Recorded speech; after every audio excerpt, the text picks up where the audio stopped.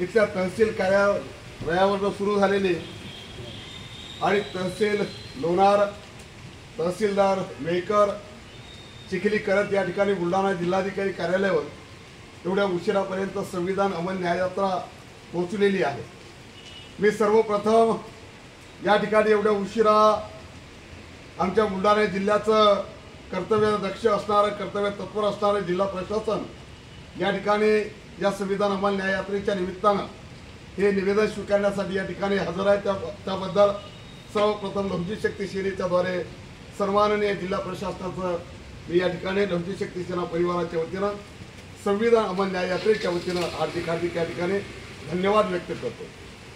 खरं तर सरजी या ठिकाणी आपल्या माध्यमातून या देशाचं भारतीय सर्वोच्च न्यायालय आणि गेल्या अनेक दिवसापासून सामाजिक न्याय तो राज्यघटनेला अपेक्षित आहे तो मिळत नव्हता। मात्र या देशातल्या सामाजिक न्याय प्रस्थापित करण्याच्या दृष्टीने 1 ऑगस्ट 2024 या देशाच्या सर्वोच्च न्यायालयानं अनुसूचित जाती आरक्षण वर्गीकरणाच्या संदर्भात निकाल दिला आणि म्हणून या देशातल्या भारतीय सर्वोच्च न्यायालयाचे आभार व्यक्त करण्यासाठी ज्या न्यायपीठानं जो निर्णय दिला त्या निर्णयाचा आणि न्यायपीठाचं आभार आणि स्वागत करण्यासाठी, त्याचबरोबर या देशाच्या संविधानाचा आदर व्यक्त करण्यासाठी, गौरव करण्यासाठी या ठिकाणी संविधान अमल न्याययात्रेच्या माध्यमातून हा संपूर्ण दिवसभर आम्ही आनंद उत्सव साजरा करतो आहे। आनंद उत्सव साजरा करत असतानाच मला या ठिकाणी सांगितलं पाहिजे की हा भारतीय सर्वोच्च न्यायालयाने जो निर्णय दिलेला तो तात्काळ या शासनानं, महाराष्ट्र शासनानं लागू करावात अशा पद्धतीची या ठिकाणी एक मागणी आम्ही करतोय। दुसरी मागणी आपल्याला सगळ्यांना ज्ञात आहे की आपल्याच माध्यमातून आपल्याच कार्यालयानं 2023च्या 11 तारखेला इथनं 13 तारखेला एक अहवाल शासनाकडे दिलेला आहे। अंकुश समाधान खंदारे याच्या परिवाराला 10 लाख रुपये आणि त्या एका पात्र सदस्याला शासकीय नोकरी मिळण्याच्या अनुषंगानं कार्यवाही व्हावी।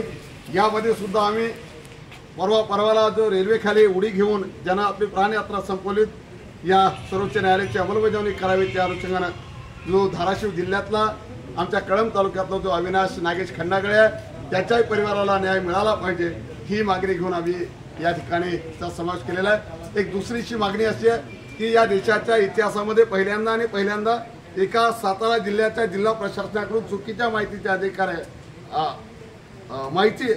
आधारे या ठिकाणी जवळजवळ 17 ते 18 घरकुलं आहेत, त्या घरं त्या ठिकाणी पक्की घरं पाडलेली आहेत, तो अन्याय झालेला आहे आणि म्हणून निश्चितपणानं त्याही प्रकरणातल्या पीडितांना न्याय मिळाला पाहिजे, त्याचं पुनर्वसन झालं पाहिजे, त्यांना घरं मिळाली पाहिजे, नागरिक सुविधेसह अशा अनेक मागण्या घेऊन भारतीय सर्वोच्च न्यायालयाचे आभार व्यक्त करण्यासाठी या देशातली आजपर्यंतच्या इतिहासातली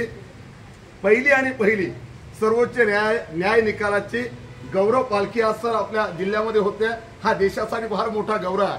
आज एका वेगळ्या इतिहासामध्ये नोंद होण्याचा हा दिवस आहे की भारतीय सर्वोच्च न्यायालयाच्या विचाराची पालखी, निकालाची पालखी आपल्या जिल्ह्यामध्ये या यात्रेकरूंनी अमल न्याययात्रेने या ठिकाणी काढलेली आहे। दुसरी एक ऐतिहासिक घटना जे आम्ही राज्यघटनेचं दररोज नाव जरी घेत असलो तरी आजचा दिवस हा ऐतिहासिकदृष्ट्या याच्यासाठी आहे की आजपर्यंत देव देवता किंवा इतर धर्मग्रंथांच्या पालखी निघालेल्या, दिंडी निघालेल्या, पण आज आपल्या जिल्ह्यामध्ये जवळजवळ 100 किलोमीटरची आणि हजारो लहू सैनिकांची, पदाधिकाऱ्यांची, माय मावल्यांनी आनंद उत्सव साजरा करत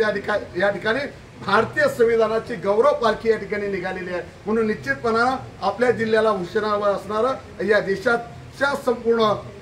न्याय व्यवस्थेवर विश्वास व्यक्त करणारं ही न्याय यात्रा या ठिकाणी आलेली आहे। आपल्या माध्यमातून विनंती करेन की आपण शासनाला हा निर्णय अंमलबजावणीसाठी पोहोचवावा आणि निश्चितपणानं भारतीय आपल्या माध्यमातून, जिल्हा प्रशासनाच्या माध्यमातून सर्वोच्च न्यायालयाचे या निर्णयाच्या अनुषंगानं या ठिकाणी जाहीर आभार आणि त्या निर्णयाचं या ठिकाणी स्वागत